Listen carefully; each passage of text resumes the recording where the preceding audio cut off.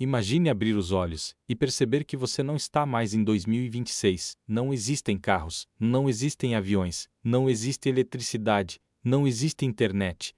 O calor é sufocante, a areia entra nos seus olhos. Você sente o cheiro da terra molhada misturado ao suor de milhares de pessoas. Ao longe, um rio gigantesco corta o deserto. O Nilo. Você olha para o horizonte e percebe algo estranho. As grandes pirâmides, simplesmente, não existem. No lugar delas, há apenas um enorme terreno nivelado. Centenas de homens carregam cordas. Outros marcam o chão com estacas. Sacerdotes observam o céu. Engenheiros medem cuidadosamente cada distância. Então você entende. Você acabou de chegar ao dia em que começou uma das maiores obras da história da humanidade, a construção da Grande Pirâmide de Gizé. E é aí que surge uma pergunta assustadora. Se você realmente estivesse ali, o que aconteceria? Você sobreviveria? Ou mudaria a história para sempre? Durante milhares de anos, as pirâmides desafiaram cientistas, arqueólogos e historiadores. Como um povo que viveu há mais de 4.500 anos conseguiu erguer monumentos que continuam de pé até hoje? Como blocos de pedra com dezenas de toneladas foram transportados? Como conseguiram um alinhamento quase perfeito com os pontos cardeais? E, principalmente, como era o primeiro dia dessa construção? Hoje nós vamos fazer uma viagem no tempo. Tudo o que você verá é baseado no conhecimento histórico atual, combinado com uma experiência imaginária. Você não será apenas um observador, você estará lá, sentindo, respirando, vivendo cada segundo. Então, respire fundo, porque nossa viagem acaba de começar. O primeiro impacto é o silêncio. Não existe barulho de motores, nem buzinas, nem celulares tocando. O som é completamente diferente.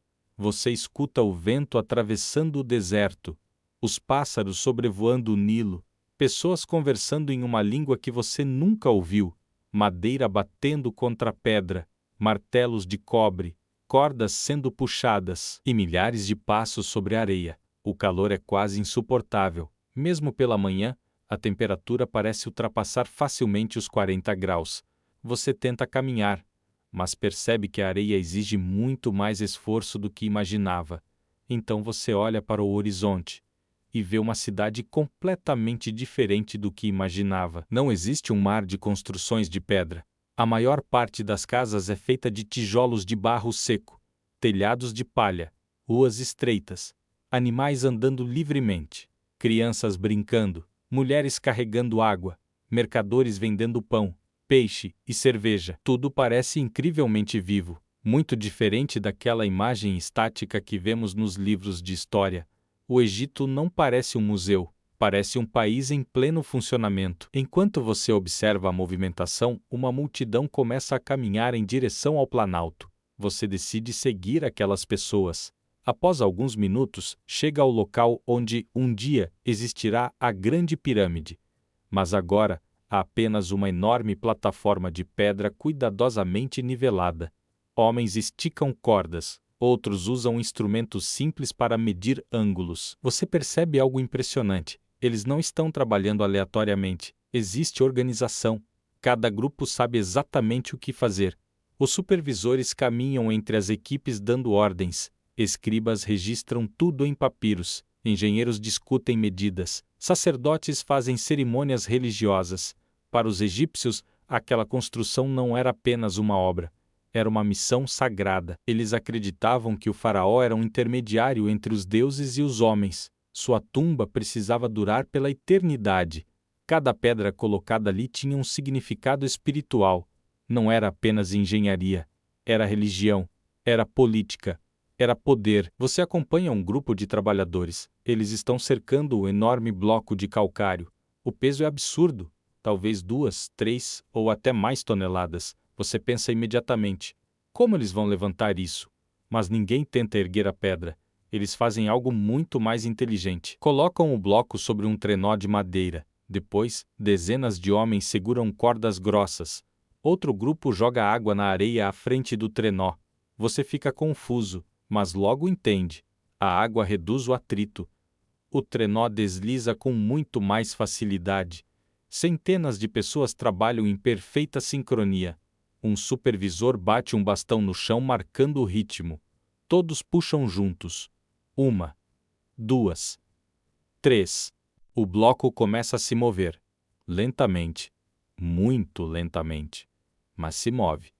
Você percebe que o verdadeiro segredo não era força sobre-humana, era organização, era planejamento, era trabalho coletivo. Talvez a maior surpresa da viagem aconteça agora. Você sempre ouviu dizer que as pirâmides foram construídas por escravos, mas olhando ao redor, isso não parece verdade.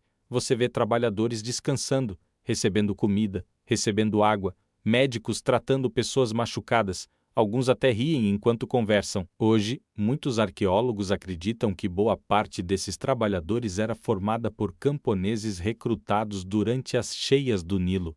Na época das inundações, grande parte das plantações ficava submersa.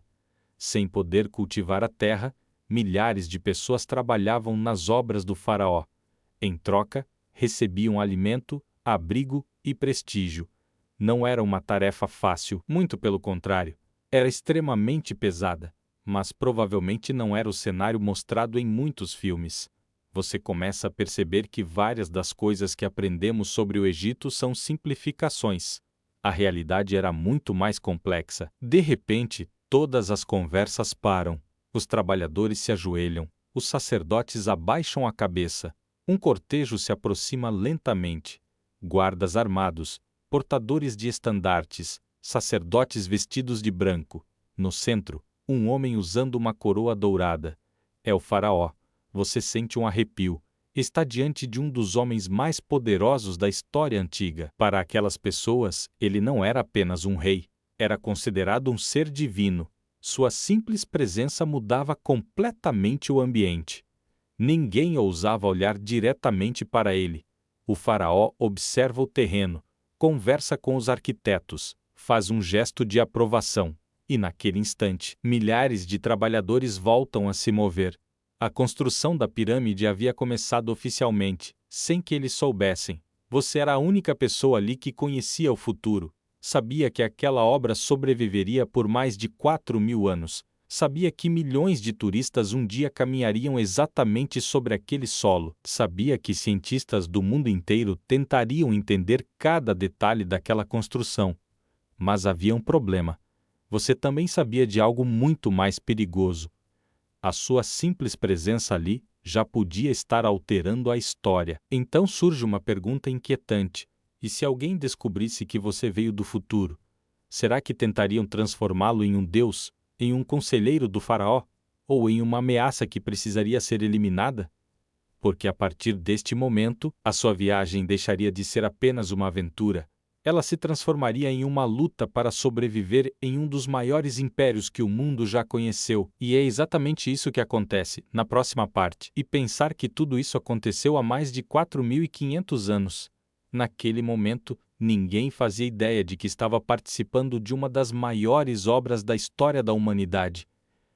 Pedra por pedra, bloco por bloco, eles construíam um monumento que sobreviveria ao tempo, a guerras, impérios e gerações.